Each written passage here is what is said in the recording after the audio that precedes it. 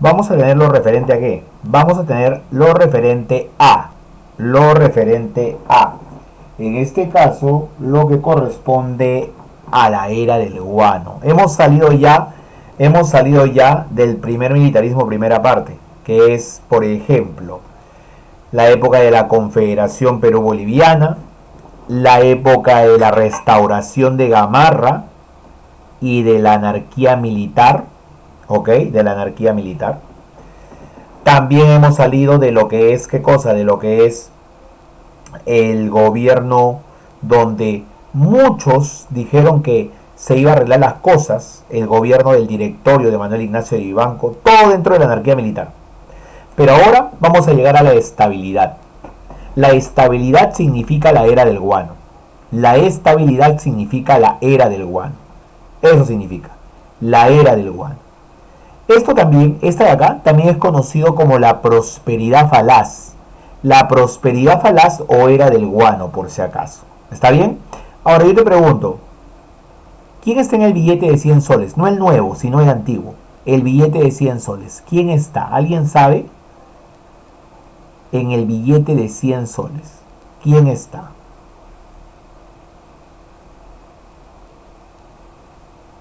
¿Nadie? ¿Están que lo googlean? ¿O qué pasó? A ver. Jorge Basadre. Jorge Basadre. Y Jorge Basadre, por si acaso, es el gran historiador de la República, que agarra y habla de estos temas de la República Peruana, de la era del guano. Claro que él le pone de nombre, ¿qué cosa? La prosperidad falaz. La prosperidad falaz. O sea, una prosperidad aparente, supuesta, ¿ok? Que vivimos nosotros. ¿Está bien? Eso es por si acaso. ¿Ya? ¿Ya? Eso es lo que vamos a tener. Ahora, otra cosa más. La prosperidad falaz es el periodo, por si acaso. Es el periodo, y ven por acá, mira, ve, mira. Mira. La prosperidad falaz es el periodo de nuestra historia republicana, ¿ya? Donde tuvimos ingentes ingresos, grandes ingresos provenientes de la venta del guano. Todo el mundo quería el guano peruano. Todo el mundo quería el guano de nuestras islas. ¿Qué es el guano? Es el excremento de las aves. Es el excremento de las aves. Eso querían, por si acaso. El excremento de las aves. ¿Ya? Pero esos ingresos que tuvimos gracias a la venta de ese fertilizante natural, lamentablemente fueron mal utilizados. Mal utilizados. Por eso esta etapa se le llama o prosperidad falaz, que es el nombre que he utilizado acá y que lo pone Jorge Basadre. La era del guano, que es el nombre que he utilizado en el título y que también está acá, ¿no? Era del guano. O también se le llama a esta etapa el apogeo republicano. El apogeo republicano. Son los nombres con los cuales se conoce a esta etapa. Ahora, ¿qué características tienen? ¿Qué características son las que van a resaltar aquí? Por ejemplo, el aumento de la burocracia estatal. El aumento de la burocracia estatal. Un montón de gente trabajando para el Estado. Un montón de gente trabajando para el Estado. Aumento de la burocracia estatal. Tanto de carácter civil como de carácter militar. Eso es, civil y militar. Tanto de carácter civil o carácter militar. O sea, ¿qué es burocracia? Son los que trabajan para el Estado, son los que reciben su sueldo del Estado. Y ellos aumentaron un montón durante el tiempo de la prosperidad falaz. Reforma estructural y administrativa del Estado. O sea, el Estado se renueva, se reordena. ¿Ok? Se reordena. El Estado se reordena, por si acaso. ¿Qué más? Se capitalizó una burguesía nacional. ¿Qué quiere decir esto? Se le dio plata. Cuando dice capitalizó, o sea, capitalizar significa dar dinero. ¿Me entiendes? Capitalizar significa dar dinero. ¿Ok? Dar dinero. O sea, que tienes la suficiente capacidad económica para poder tú invertir en algo. Y se da el tercer debate doctrinario. El tercer debate doctrinario es nuevamente entre conservadores y liberales. Recuerda, antes no había partidos políticos. Tú o eras liberal o eras conservador, no hay otra forma. O eras liberal o eras conservador, no hay otra forma, por si acaso. ¿Está bien? O eras liberal o eras conservador. Esa era tu postura política. Conservador, liberal, liberal, conservador. Nada más. Nada más. Si eras liberal, querías que el poder se reparte entre más personas. Si eras conservador, querías que el poder esté en una o en pocas personas. Así de simple. No hay otra forma. Entonces, esas son las 4 características. ¿Ya? Si de repente por ahí me podrían decir, ¿cuál es la más importante? La primera. La primera. La primera. Así de simple. Por ejemplo, Matías Medina. Entonces, ¿cuál sería la más importante de las 4 características que acabamos de decir? La primera. Exacto. ¿La que dice qué cosa? La que dice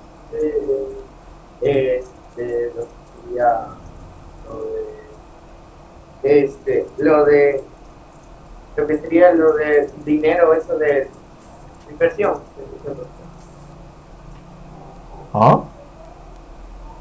Si dices que es la primera, ¿cuál de ellas es entonces? Aumento de la Exacto, el aumento de la burocracia civil y militar. Nada más. El aumento de la burocracia civil y militar. Así es, por si acaso. ¿Está bien? No te vayas a olvidar de eso. Luego de eso, mira, tenemos las formas de venta del guano. ¿Cómo se vendió el guano? ¿Ok? ¿Cómo se vendió el guano? Son las 4 formas comunes de venta del guano. Y esto lo habrás leído tú porque yo te dije que vengas leyendo tu libro con anticipación. Todas las semanas te lo menciono. Pero vamos a ver de qué estamos hablando acá. Mira, primera forma, arrendamiento. ¿De qué trataba el arrendamiento?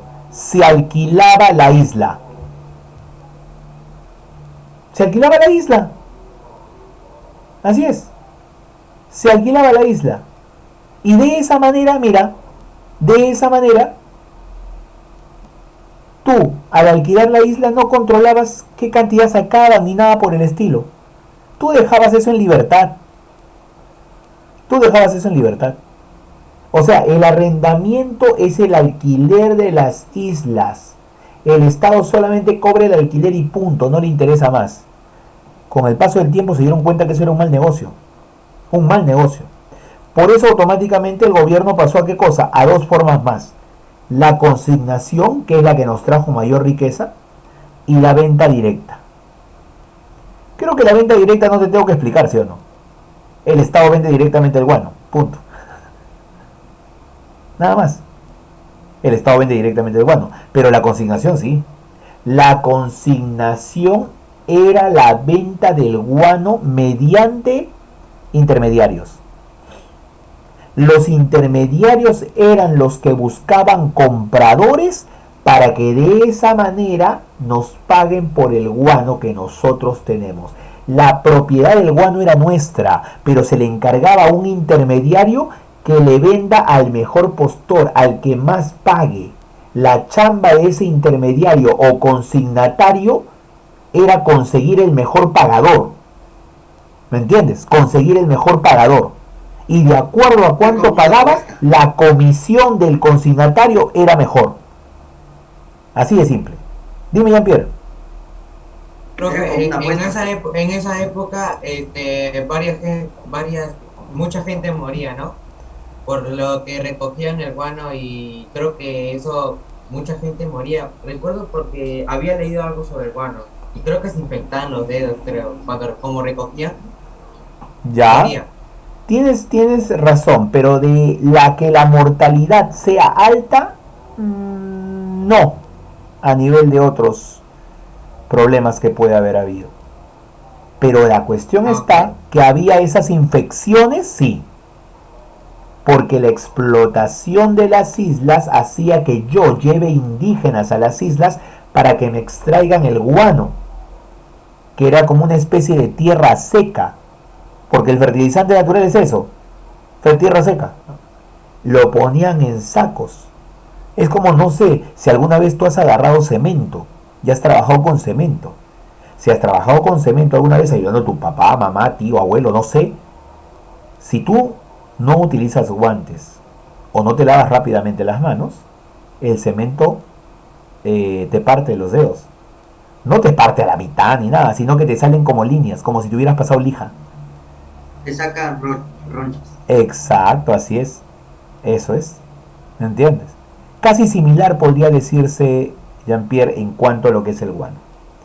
Ahora, la consignación entonces, en resumen, profe, venta del guano a través de intermediarios que ganan una comisión. ¿Cómo, profe?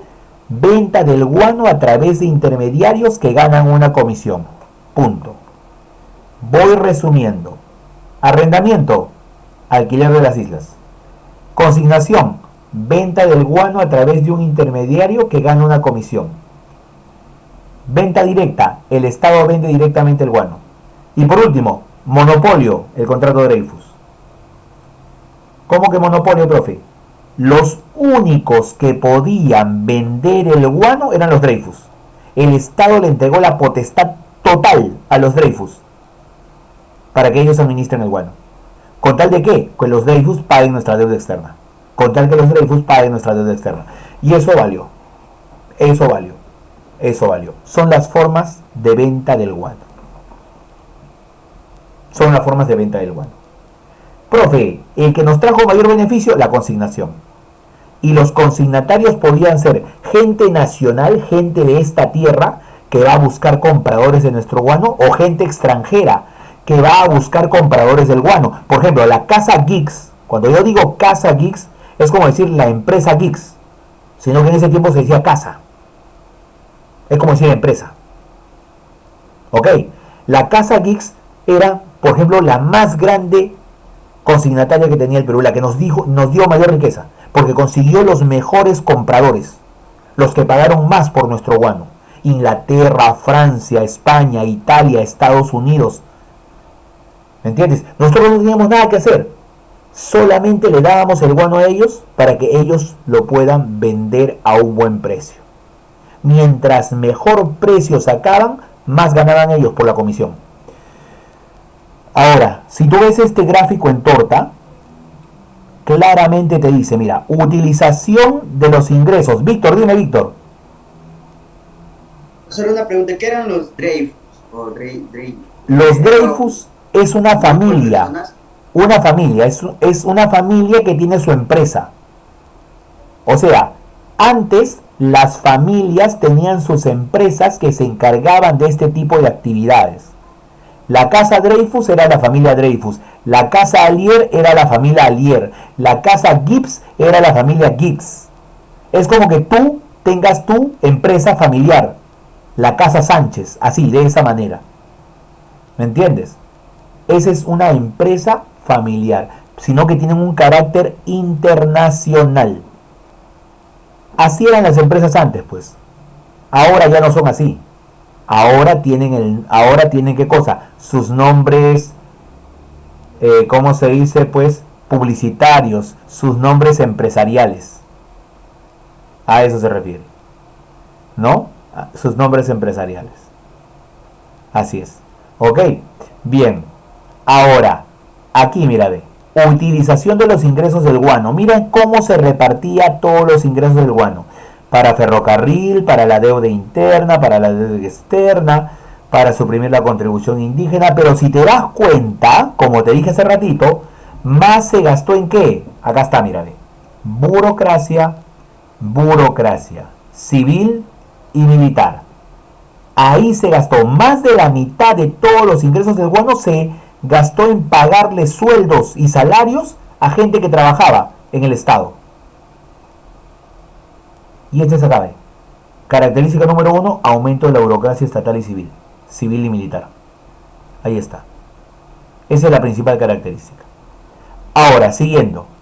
Ese es en cuanto al guano, que es un fertilizante natural que se acumulaba en las islas por muchísimo tiempo y que gracias a los investigadores pudimos nosotros vender y vivir de eso. ¿Quién llegó a estabilizar todo? ¿Quién llegó para poner orden en todo? El que llegó es el señor que ves ahí. Y ese señor se llama Ramón Castilla y Marquesado. Ramón Castilla. ¿Ok? Ramón Castilla. La Junta de Gobierno de Manuel Menéndez, ¿te acuerdas de Manuel Menéndez? El presidente de la anarquía militar, el que fue el primero y el último.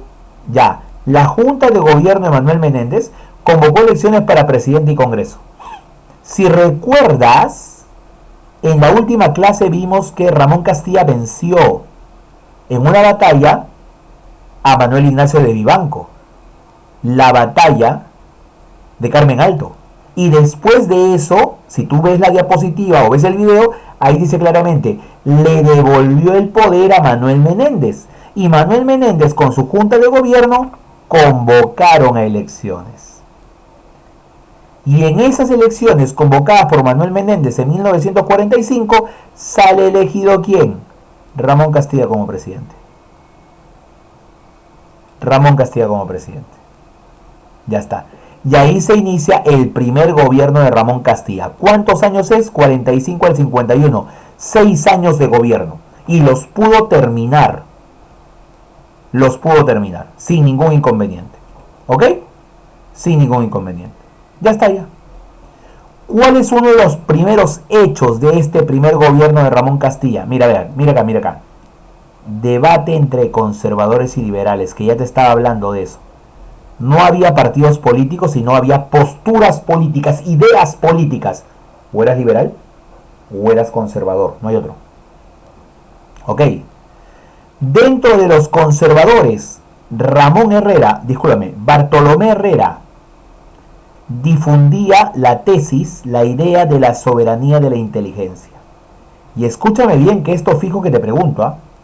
La soberanía de la inteligencia o la soberana inteligencia era solamente los académicamente preparados, solamente los profesionales pueden acceder a la vida pública, a la vida política del país. Son los que pueden votar, elegir y todo lo demás.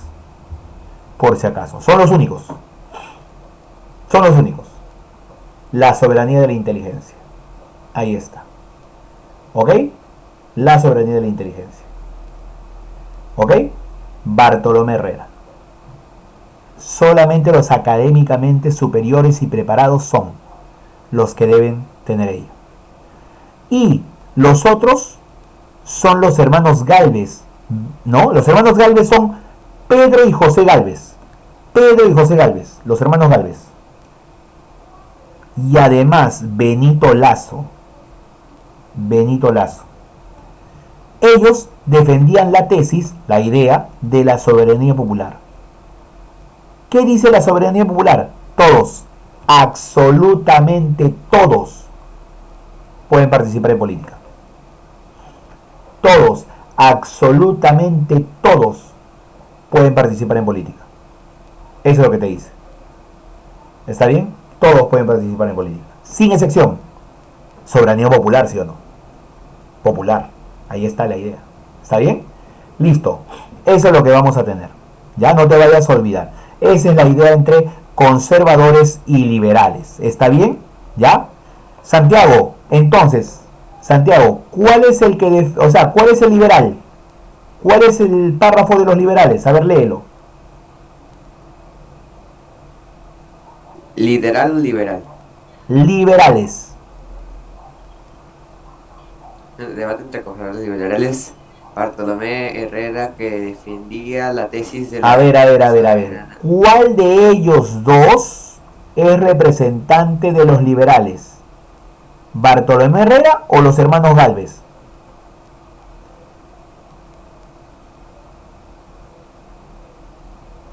Bartolomé. Ya.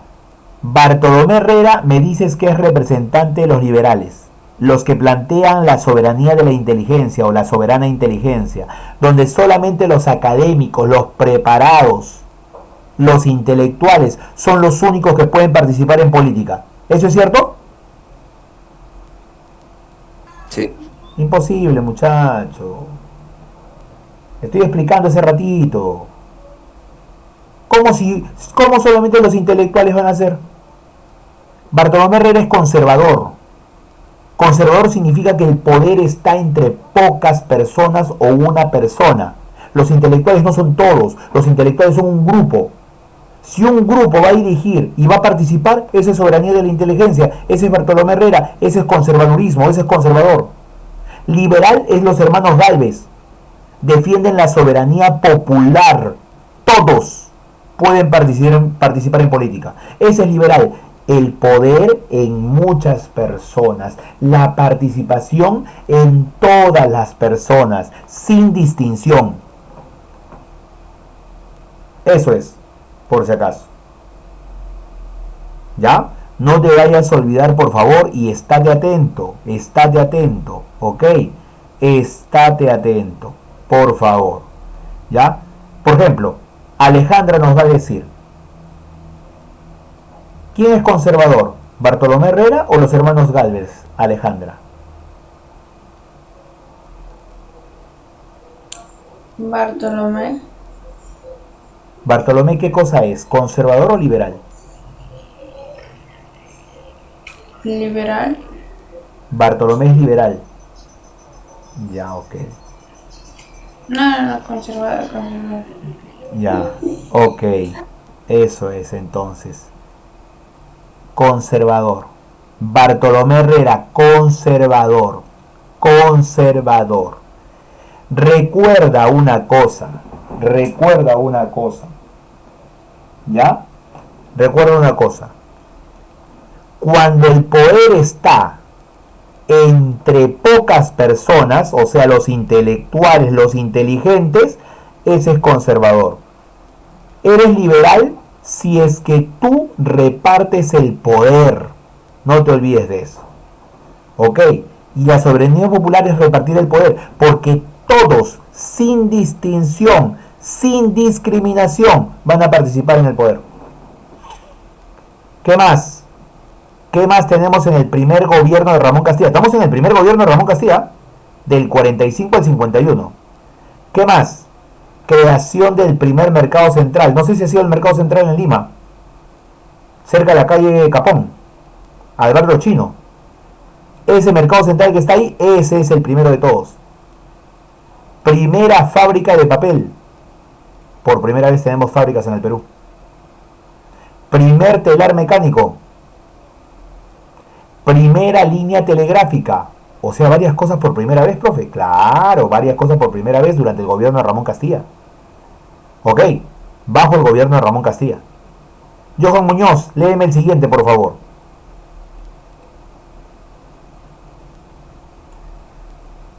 Elaboración del primer presupuesto de la República del carácter ¿qué es?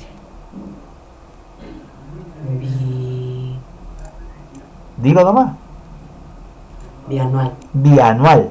¿Bianual qué cosa es? Si anual es un año, bianual son 2 años. Nada más. Es que los presupuestos antes eran anuales. Discúlpame, antes eran bianuales, cada 2 años. Ahora son anuales. Ahora son año a año. Pero por primera vez en la historia hay un presupuesto de la República. Ramón Castilla. Por primera vez hay un presupuesto de la República. Ramón Castilla. Por primera vez, imagínate. ¿Está bien? Siguiente punto. El siguiente punto, Dulce Pacheco, vamos.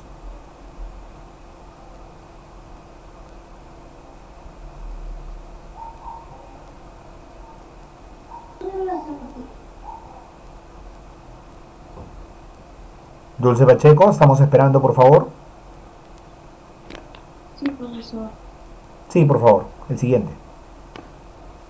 Elaboración del primer presupuesto de la República de carácter bianual. ¿Estás segura que ese es el siguiente?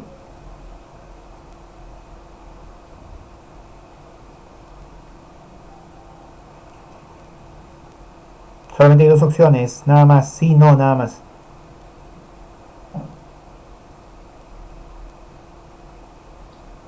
¿Estás segura? ¿Sí o no? No, profesor. Ya, porque estás haciendo otra cosa, pues, ¿no? Tienes que leer el siguiente, por favor, el siguiente. Profesor, disculpe, es que he estado contestándole algo a mi hermano mayor. Ok. El siguiente, por favor, acá. Establecimiento de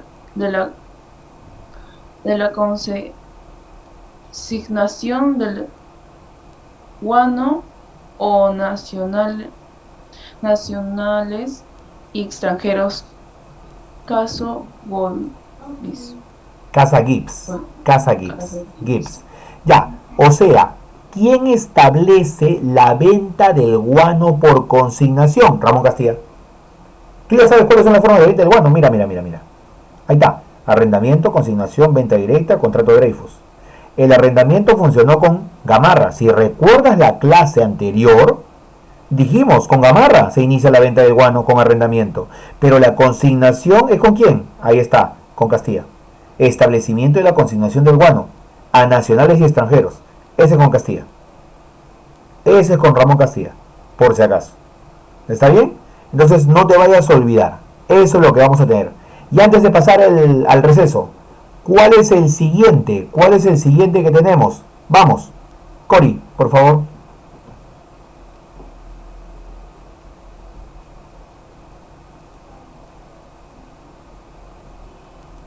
Tenemos de que en este caso estamos hablando de... Un ratito. Acá. Habíamos pedido que lean esta parte de acá.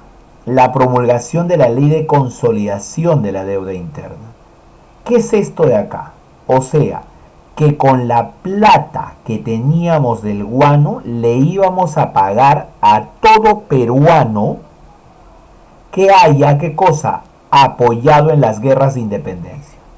Si tú eres peruano y apoyaste las guerras de independencia, entonces mereces un reconocimiento económico, porque plata hay.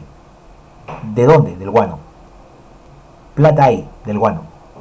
Entonces mereces un reconocimiento económico. Eso es lo importante, ¿está bien? Ahora, ¿qué más? ¿Qué más? La verdad es que faltaba mano de obra. O sea, faltaba gente trabajadora. Faltaba. No era suficiente con la gente que teníamos. ¿Sabes por qué? En la costa, ¿sabes por qué? Porque muchos campesinos que de la sierra habían pasado a trabajar a la costa, esos ahora que trabajaban en la costa eran llevados a las islas guaneras a trabajar, a extraer el guano. Y entonces las haciendas de la costa se quedaban sin ¿qué? Sin trabajadores. Claro, porque más rentable era llevarlos a trabajar en las islas guaneras, extrayendo este producto.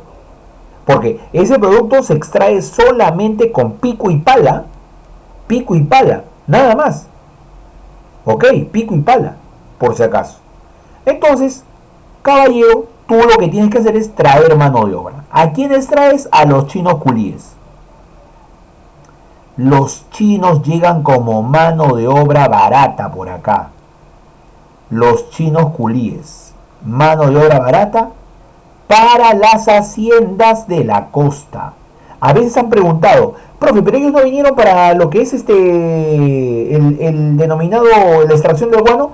Muy pocos chinos trabajaron en la extracción del guano. La mayoría de ellos trabajaron en lo que es las haciendas costeras, las haciendas costeñas. Ahí trabajaron, por si acaso. Los chinos culíes, los chinos venidos de la zona sur de China. A quienes los engañaron verdaderamente, les dijeron que acá la riqueza estaba tirada en el suelo. Y es por eso que ellos agarraron y vinieron. Ahora, ¿qué más puedo decir? ¿Qué más tiene el primer gobierno de Ramón Castilla? Tienes el primer reglamento de instrucción pública. Primera vez que hay un reglamento de instrucción pública. O sea, para saber qué se va a estudiar. Primer reglamento de instrucción pública. El primer código civil republicano. Por primera vez un código civil en la vida republicana. Había habido vamos a decir así, algo básico de código civil en la época virreinal. Pero un código civil en la etapa republicana de la independencia, esa es otra cosa, pues. O sea, por primera vez. También Castilla, con la plata del guano, compró el primer barco a vapor. Nadie en Sudamérica tenía un barco a vapor. Perú sí. Primer barco a vapor. Perú sí. Primer barco a vapor. ¿Ok? Primer barco a vapor. Y también tengo el primer ferrocarril de América del Sur. El primer ferrocarril de América del Sur. El primer ferrocarril de América del Sur. Eso es, por si acaso. Primer ferrocarril de América del Sur. ¿Está bien? Primer ferrocarril de América del El Sur. primer ferrocarril está en Perú, ¿no? Ok, sí, eso es. Aunque te diré que hay un cuestionamiento, que hay una disputa. Dicen que en la Guyana francesa ya Francia había mandado un ferrocarril antes. Pero tradicionalmente se acepta esto. Primer ferrocarril de América del Sur en la ruta de Lima-Callao, ese fue en el Perú. Porque el Perú en ese momento tenía la capacidad económica para poder acceder a esos ferrocarriles. ¿Y cómo teníamos plata? Bueno, se convocó el primer Congreso americano. Todos los países fueron convocados para una reunión. Ese fue el primer Congreso americano. El objetivo es, ¿qué cosa? La integración americana. La integración americana. El objetivo es ese, la integración americana. Para evitar la intervención de las potencias europeas. Para evitar la intervención de las potencias europeas. ¿Ok? ¿Ya? Y de esa manera que recuperen sus colonias.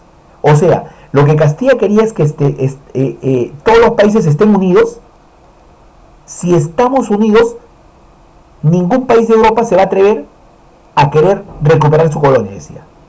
No, porque la mayoría de países habían logrado su independencia en esa época. Entonces no vaya a ser que por ahí un país de Europa quiera recuperar su colonia, específicamente España. En cambio, si unimos los países, es más difícil que nos puedan vencer.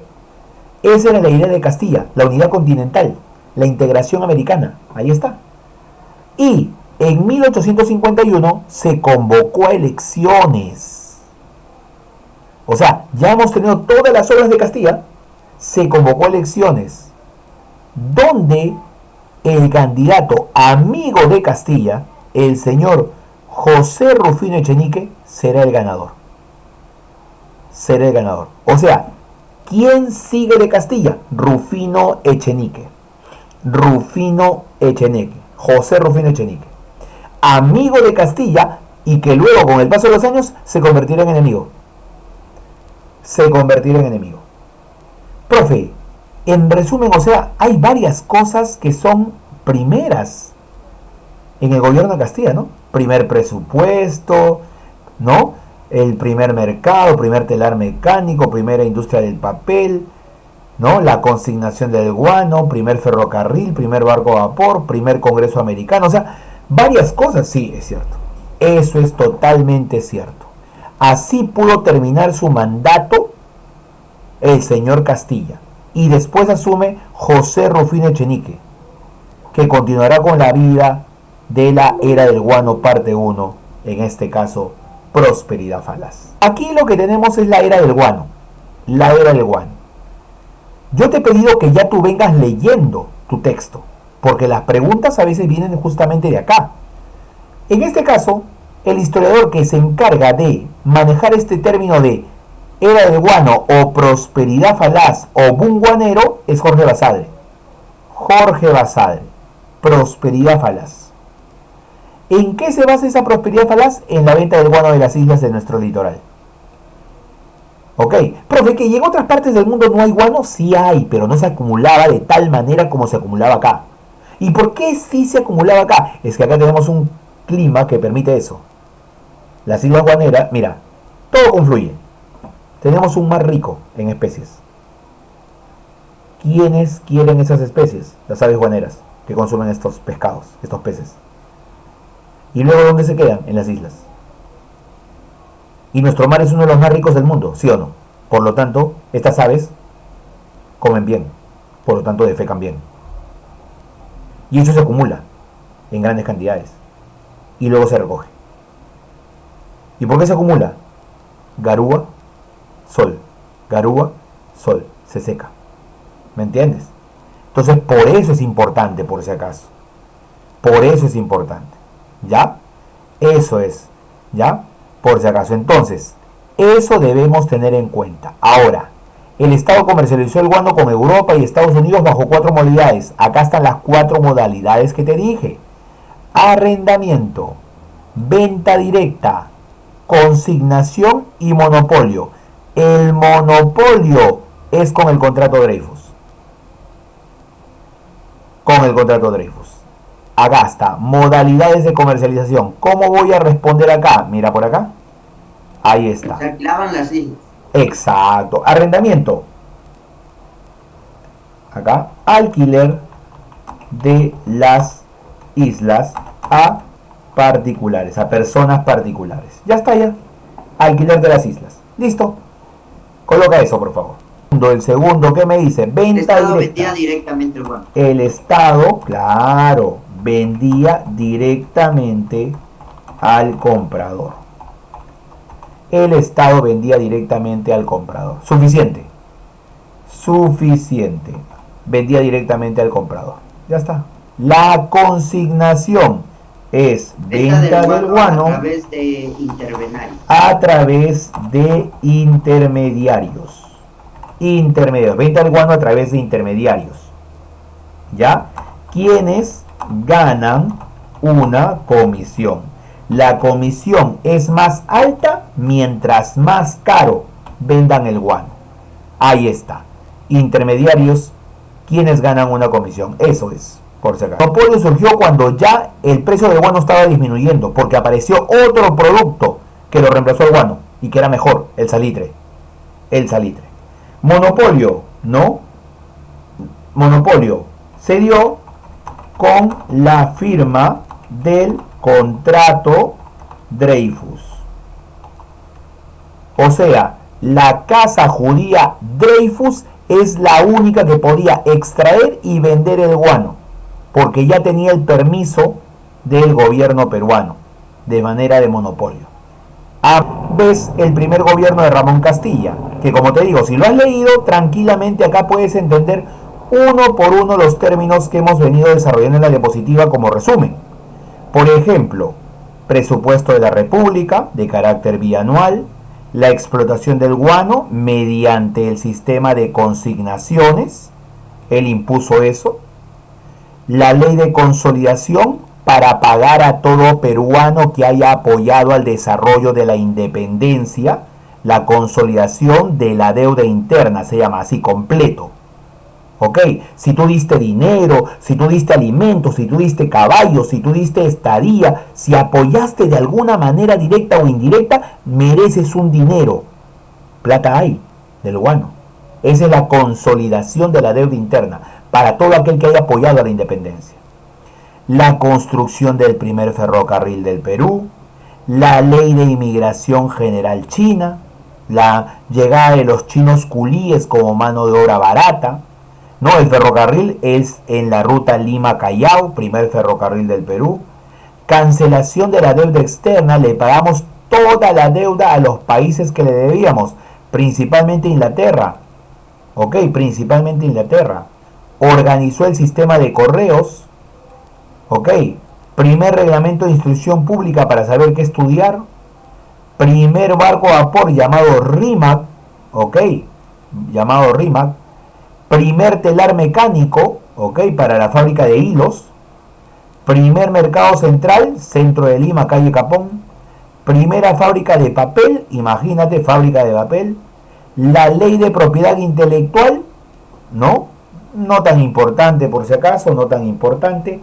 Eso es lo que vamos a tener. ¿Está bien? Ya está ya. Luego, acá está el Congreso Americano, que te decía que Castilla promovía, ¿qué cosa? Un primer Congreso Americanista de Lima para unir a todos los países, para evitar la intromisión europea en nuestra tierra. ¿Ok? ¿Ya? ¿Qué decía? Su fin, fijar un modo sólido las bases de la futura tranquilidad y seguridad de los pueblos de Sudamérica. Para eso era, por si acaso. Para eso era. Incluso hubo un intento de España de recuperar su colonia en Ecuador. Y Castilla tuvo que enfrentarse a eso, no permitir que los españoles puedan recuperar Ecuador, que es lo que te está contando acá. Pero yo quiero que sepas sobre todo lo que resalto, ¿recuerdas? El tercer debate doctrinario, otra vez te hablo de eso. Liberales versus conservadores. Y acá está en cuadrito todavía para que lo entiendas mejor. Si eres liberal, defiendes la soberanía popular. Si eres liberal, tus ideas están en el periódico El Correo Peruano. Si eres liberal, el lugar donde se forman es el Colegio Nuestra Señora de Guadalupe. Y si eres liberal, todos deben participar en política, sin distinción de piel, de cultura, de economía. Eso es si eres un liberal. ¿Ok? Profesor, ¿todavía sigue existiendo el correo peruano? No, no existe el correo peruano como tal. El correo sí existe, pero correo peruano no, es que ya desapareció totalmente. Es que ya no hay la necesidad, pues. ¿No ves que ahora hay partidos políticos? Y entonces antes cada partido político sacaba su periódico. Así es, ya no hay necesidad de que Entonces, haya... ¿por qué el comercio se quedó? Ah, bueno, es que el comercio sí tuvo el apoyo de este sector, ¿ok? De este sector para poder quedarse. En este caso, el comercio tiene el apoyo de los conservadores que transformaron su ideología en partido político. ¿Entiendes? Por eso tú siempre vas a ver en el comercio, que es lo mismo que el Trome, que es lo mismo que Perú 21, que es lo mismo que Ojo, que es lo mismo que Libero, que es lo mismo que Gestión, por si acaso porque es un solo dueño, que es lo mismo que el Canal 4, que es lo mismo que Canal 8, porque son un solo dueño, ¿ok? ¿Ya? Es la misma noticia con diferente forma nada más, ¿ya? Ellos sí van a tener partidos que los van a respaldar, partidos políticos que los van a respaldar. Y en cada elección eso está demostrado, ¿no? Siempre siempre terminan apoyando a uno de los candidatos o a dos. ¿Ok? Conservadores. ¿Qué defienden los conservadores? La soberanía de la inteligencia. ¿Qué dicen? Solo los más inteligentes deben participar en política, dirigir cargos y todo eso. Solamente los más inteligentes. ¿Dónde difunden sus ideas? En el Diario del Comercio. ¿Y dónde se forman? En el Colegio San Carlos. Liberales, soberanía popular. Conservadores, soberanía de la inteligencia. Recuerda siempre eso, por si acaso. Eran las posturas políticas. Acá un texto y acá un practiquemos. ¿Cuáles fueron las modalidades que se emplearon para la explotación del guano? Si yo quiero llenar esto rápidamente lo puedo llenar. Porque viene acá. Arrendamiento. ¿Ok? Conmigo, arrendamiento, venta directa, consignación y monopolio. Ya está, listo, eso es lo que tengo, ahí está, arrendamiento, venta directa, consignación y monopolio. Punto, ese es para la primera pregunta, fue el de su primer gobierno y tuvo un carácter bianual, o sea, cada 2 años. Señor Jorge Basadre, la era del guano como la prosperidad falaz, ¿no? Donde tuvimos grandes ingresos provenientes de la venta del guano que fueron mal utilizados, mal gastados. Los bergantines son pues Bergantines Guise y Agustín Gamarra, ¿ok? Comprados durante su primer gobierno. Esta pregunta de acá, encargados de la trata de chinos, es encargados de la venta de chinos, o más que todo traer a los chinos, ¿ya? Eran los comerciantes chineros, así le decían,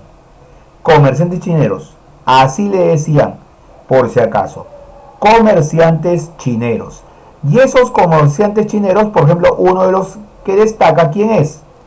Como el señor Domingo Elías, que era uno de los encargados de traer a los chinos para acá. Consolidación objetivo de la ley de consolidación. ¿Cuál es su objetivo? Es reconocer económicamente, o sea, un pago, reconoce económicamente a personas peruanas por si acaso, personas nacidas acá por si acaso, peruanas, por eso es interna, consolidación de la deuda interna, económicamente a personas que hayan apoyado al desarrollo de la independencia. Ahí está. Que hayan apoyado al desarrollo de la independencia. Eso es. Que hayan apoyado al desarrollo de la independencia. Es eso. Reconocer eso. Reconocer eso. ¿Ya? Económicamente personas que hayan apoyado el desarrollo de la independencia. Punto. Nivelar. Punto. Ya está ya. Listo. Más. Claro. El vapor, ¿cómo se llamaba? Rímac. Rímac. Ya está. Rímac. Suficiente. Nada más. Rímac. Eso del tercer debate doctrinario te he preguntado ya 3 veces. Mira. Resumen. Conservadores. ¿Quiénes son los conservadores? Los que defienden la soberanía de la inteligencia. ¿Y quién es el principal representante? Bartolomé Herrera. Ya está. Eso es lo que mínimo tienes que saber. Y por acá los liberales. Pensamiento liberal. ¿Qué defiende? La soberanía popular. Todos pueden participar en política. ¿Y quiénes son los que van a defender esto? Benito Lazo y los hermanos Gálvez. Pedro y José Gálvez. Ahí está. Ya está. Eso es lo que debes saber mínimo, por si acaso, sobre el tercer debate doctrinario. Tercer debate doctrinario. Lo vamos a dejar. Es ahí donde vamos a dejar. Ya hemos resuelto la mayoría del pupistoria que está acá. Ya lo hemos resuelto la gran mayoría. Lo que sí que queda en evidencia es lo siguiente. Lo último que te tengo que decir. A partir de las 4 de la tarde está tu práctica en la plataforma. A partir de las 4 de la tarde está tu práctica en la plataforma. Y debo recordarle a todos. Práctica número 1 en la plataforma. No ha dado Castro y los hermanos Córdoba. Práctica número 2 en la plataforma. No ha dado Cori, Guevara y los hermanos Córdoba. Quizit en vivo. Han dado todos. Eso es lo que tengo de información. Hoy día a las 4 de la tarde, plataforma. Plataforma. Y por si acaso, para la siguiente semana, lee el libro antes de venir a clase. Luego el domingo, el sábado, que lo más probable es que haya 3 evaluaciones. 2 quizzes y plataforma. ¿Ok? Lo avisé. ¿Ok? No te olvides de tu tarea.